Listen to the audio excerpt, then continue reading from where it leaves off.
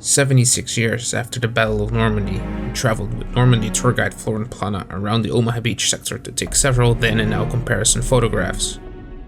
In the past 76 years, Omaha Beach became a term that for many people is inseparable with the seaborne landings on DDay on June 6, 1944. On this day, American, British, Canadian, and French forces conducted seaborne and airborne landings on the Normandy coast, which marked the start of the liberation of northwestern Europe. In total, 5 beaches were selected for the seaborne landings. 2 of those belonged to the US forces. Omaha Beach was one of the 2. The 3 small villages of Vierville-sur-Mer, St. Laurent-sur-Mer, and Coalfield-sur-Mer lay just behind the Omaha Beach Sector. They played a major role in Operation Overlord and especially the logistic apparatus of the US Army. All the troops that made it off Omaha Beach on and after D-Day must have passed through one of these towns. By taking these then and now photographs, we hope to form a direct link with the past as we explain the differences between 1944 and 2020.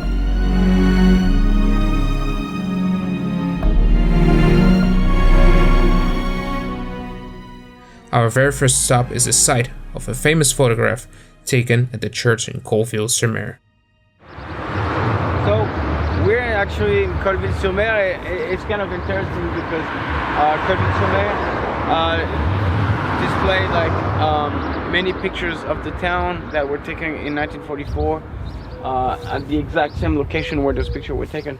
And you see in the back the church of Coalfield-sur-Mer that was destroyed in June 1944 on D-Day by artillery shell. And which is kind of sad is that the 16th Infantry Regiment was already in the town, and Captain Dawson from G Company 16th Infantry Regiment was actually occupying the area, the courtyard of the farm and around the church. Captain Joe Dawson opened up the first passage of Omaha Beach into Coalfield-sur-Mer on June 6, 1944. Today it is known as Dawson's Draw. For this action, he was awarded the Distinguished Service Cross. For an interview in 1994, Dawson explained how the US Navy resumed fire and leveled the town as he and his troops were scattered around it. We lost 64 men from our own naval fire as it swept the town from one end to another, he said. The same fire destroyed the church of Coalfield-sur-Mer. According to the after-action report of the USS Harding, it fired 3 times for at least 2 minutes on the town, scoring several direct hits on the church.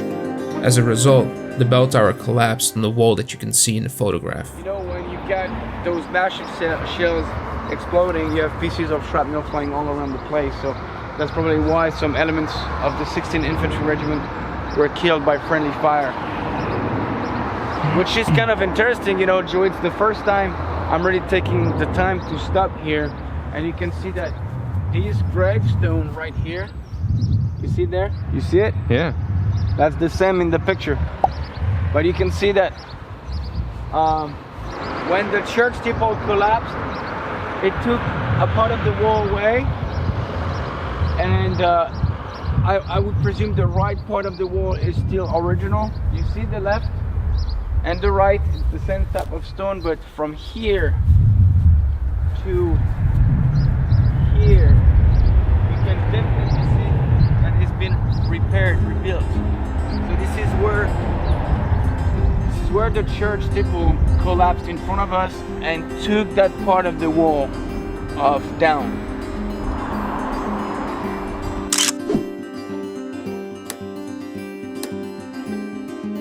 For the next 2 pictures, we stay in Coalville and move to the other side of the church. The one very famous picture that was taken in June 1944, where you can see a group of American troops. I think they were part of the Engineer Special Brigade, according to their, helmets and insignia on the top. And you can see that they're talking to French civilians, but at their feet they're a German soldier, a dead German soldier. And it's kind of disturbing because you can see that they're talking and they're completely ignoring the fact that they're a dead soldier on the floor. Crazy. What is it? That was right here. You see the big window here is the one on the left. The small one is right there in the back. crazy.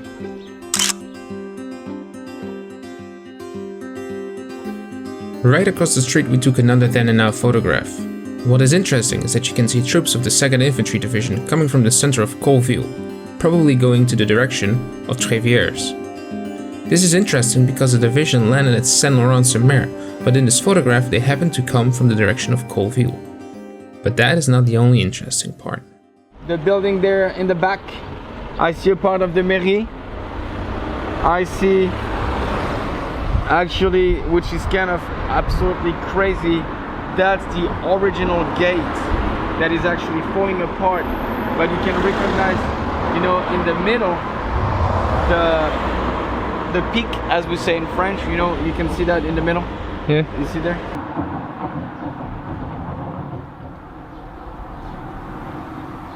When the picture was taken, you see one soldier is right here, walking, head down, and another soldier is right here, carrying, like, you know, his rifle or something.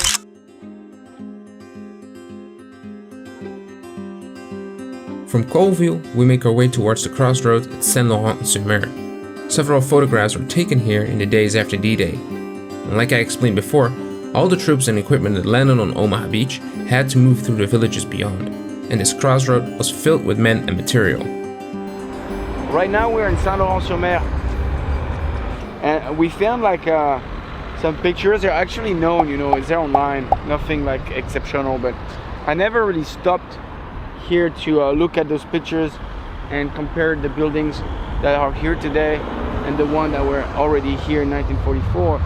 And you know, this area is pretty new with the roundabout, but you can see that on that picture a wall on the left, and there's a soldier laying on the wall, and I think that what we see there is what's left from the wall. It was much higher before. You can see in the back kind of this small tower that you see there. It's very old. You see the building on the left and the buildings as well on the right, and you can see there where you see the car. Now there are a lot of trees, but you can see that there are the buildings, and you can recognize how narrow is the road with the two buildings, one on the right and one on the left, and it's the same here in 1944. I think that picture, because you know there were no roundabouts before, and I think that picture was taken actually from somewhere here in the middle of the road. Yeah, I think it's here. Yeah.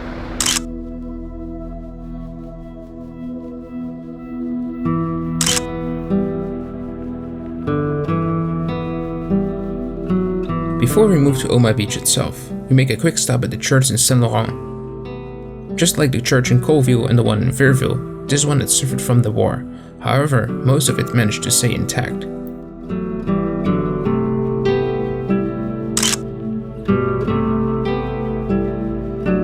After taking a quick then and now, we continue to the Charlie and Dog Green sector of Omaha Beach. These are the sectors where Company C of the 2nd Ranger Battalion and Company A of the 116th Infantry Regiment landed. Furthermore, the landing at Dog Green is even portrayed in the Oscar-winning movie Saving Private Ryan. The first sight and photograph here is a location that many people see, but which they forget to notice. We're facing Dog Green sector right here, where elements of the 116th Infantry Regiment landed on D-Day at the first wave.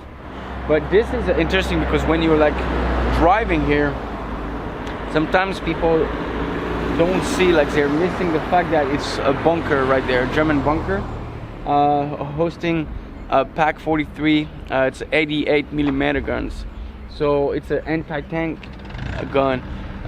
It's a very strong and powerful gun, and actually it's still there inside the bunker.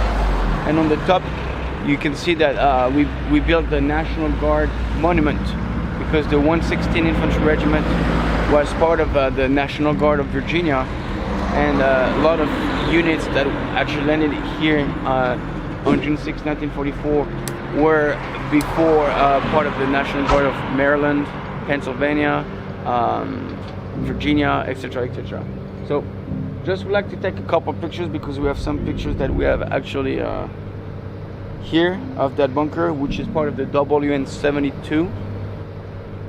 There's a shell that actually hit the bunker right there, and you see now they're like concrete, but in the pictures of 1944 you can see there's a massive hole here, and actually the one that hit the bunker and one that went straight into the bunker that knocked out the bunker, the gun.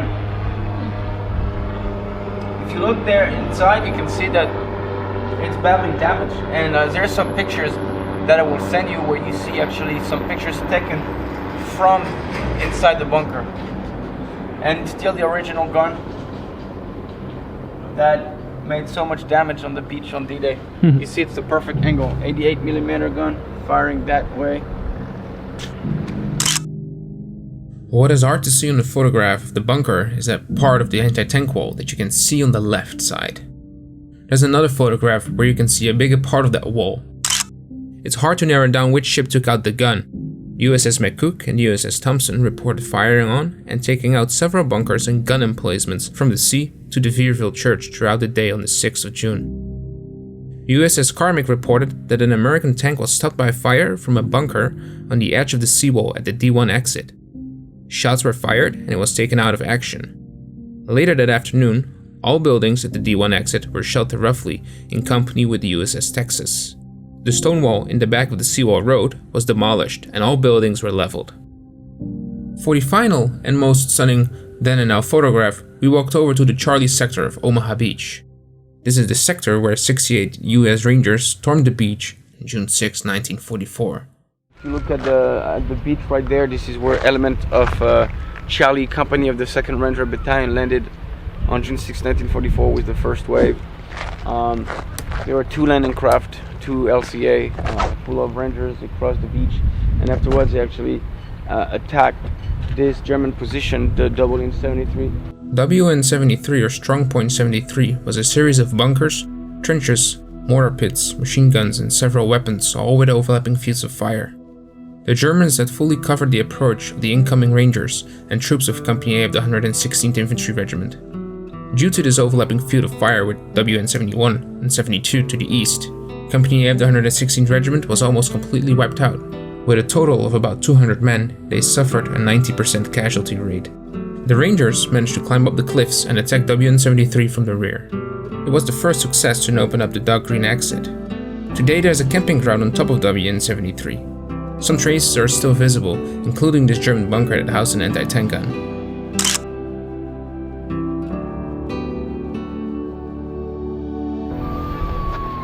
Look at the view, bro.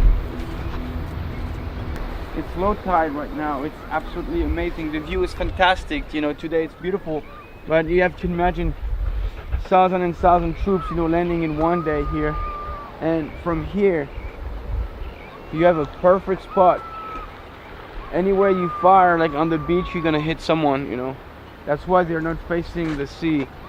You see, they're on the side facing the beach. Anywhere you can fire from here, you're gonna hit something. So it's the perfect angle, perfect view. It's a killing machine here. It's a picture of Omaha Beach, but it's way after D-Day. You see the pier right there on the left? You see it? Yeah. You can see that it's actually was built on a massive block of concrete that was a part of that fort. It changed so much. Yeah, you see that massive block of concrete is right there on the left, but there were no parking lot. That was only, you see where the cars are? That was part of the beach. And you can still see the road getting up. Where you see the casino, like the hotel restaurant, that was a building that was probably a military building to store equipment or things like that. Yeah, it's crazy. This was definitely the most stunning view of the day, and even though I came here many times, I had never seen that picture. Omaha Beach is one of the most famous historical World War II sites in Europe, but you can never see it all. These then and now photographs are a truly fascinating and interactive way to learn about history, for as you know, a A picture is worth 1,000 words. May we never forget. If you made it all the way to this part of the video, please subscribe, click the like button, and leave a comment. Thank you for watching.